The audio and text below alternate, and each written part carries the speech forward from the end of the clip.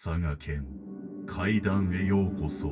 貴船神社の忘れられた祈り。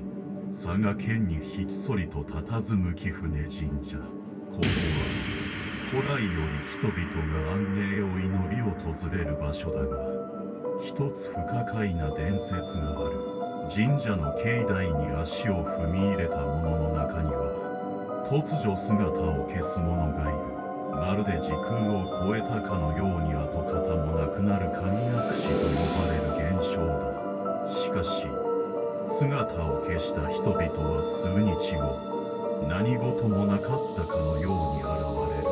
彼らは神社の神々による試練を経て、新たな人生の洗礼を受けたと語る。チャンネル登録と高評価よろしくお願いします。